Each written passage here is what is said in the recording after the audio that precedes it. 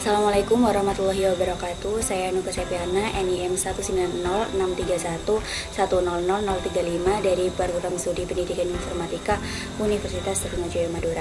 Video ini ditujukan untuk memenuhi tugas pertemuan ke-9 mata kuliah pemrograman berbasis web. Nah, pada pertemuan 9 ini membahas mengenai koneksi PHP dan MySQL, yang mana bahasannya untuk yang pertama PHP MySQL Database, yang kedua PHP MySQL Connect, yang ketiga PHP Create MySQL Database, yang keempat PHP MySQL Create Table, dan yang kelima PHP MySQL Insert Data. Nah, di sini terdapat halaman web W3School. Untuk percobaan yang akan saya lakukan, yaitu saya akan copy codingan dari W3School. Nah, di sini saya sudah copy kode program dari halaman web W3School. Terdapat 4 codingan. Yang pertama koneksi.php, yang kedua create database.php, yang ketiga createTable.php, dan yang keempat insertTable.php. Untuk koneksi.php di sini terdapat variabel server name yang mana isinya localhost, kemudian username-nya, karena di sini nanti saya akan mempraktekkan menggunakan aplikasi SAM, maka username-nya saya isikan root, kemudian password-nya ini saya beri kosongan. Kemudian di sini ada variabel con yang mana ini difungsikan untuk. Kemudian selanjutnya di sini ada variabel con yang mana terdapat parameter save name, username, dan password. Di baris 9 ini terdapat codingan untuk mengecek koneksi database-nya terhubung atau tidak. Nah, di sini if jika koneksinya error maka akan menampilkan connection failed, dan jika koneksinya berhasil maka akan menampilkan connected successfully. Untuk selanjutnya saya akan cek di halaman web. Saya ketikkan localhost untuk penyimpanannya pertemuan 9 PBW /. Nah, di sini ada koneksi.php. Nah, di halaman web ini tampil connected successfully, yang mana kode program yang telah dibuat tadi itu sudah berhasil. Kemudian untuk kode program yang kedua, create database.php, yang mana codingan baris kedua sampai baris ke-12 ini diawali dengan koneksi. Kemudian dilanjut untuk membuat database. Variabel SQL yang mana isinya create database. Nah, di sini saya isikan database siswa. Jika benar maka database akan sukses.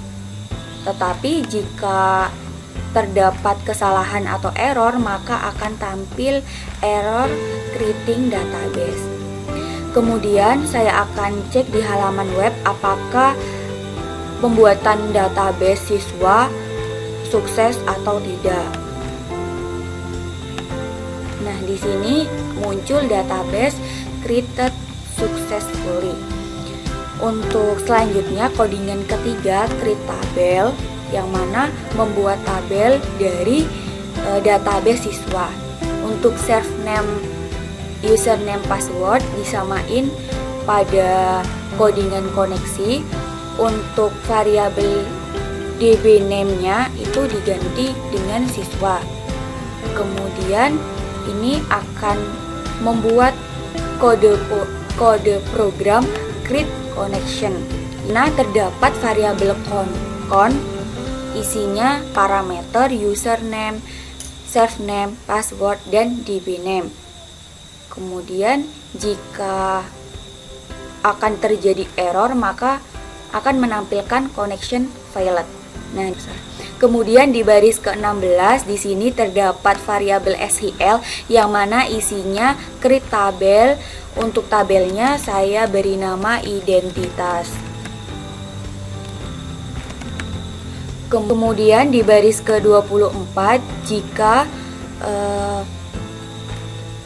benar maka akan tampil tabel siswa,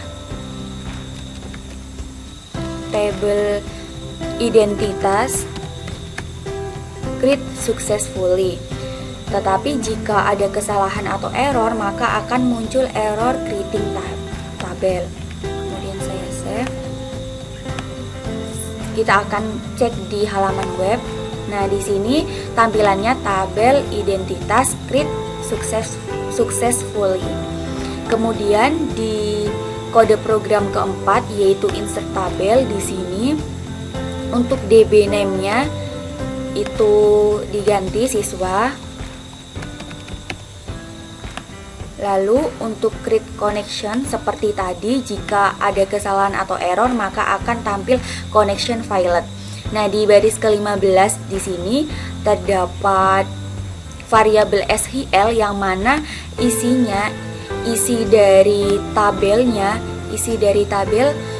identitas itu ada first name, last name, email. Nah, di sini saya isikan first name-nya Nuke, last name-nya Sepiana, untuk emailnya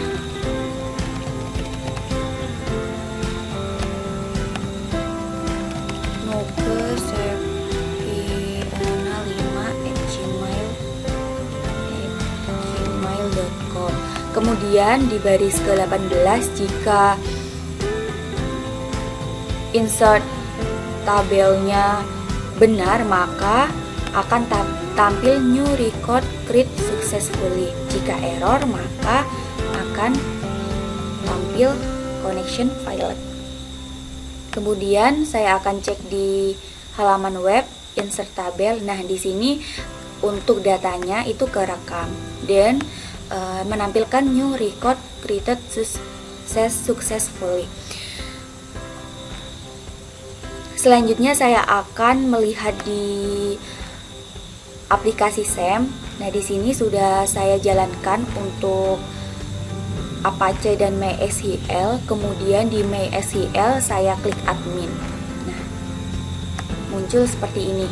Tadi membuat database siswa, kemudian terdapat tabel identitas, kemudian isi dari tabelnya ada first name, last name, email. Mungkin itu saja yang dapat saya sampaikan. Kurang lebihnya mohon maaf. Terima kasih. Wassalamualaikum warahmatullahi wabarakatuh.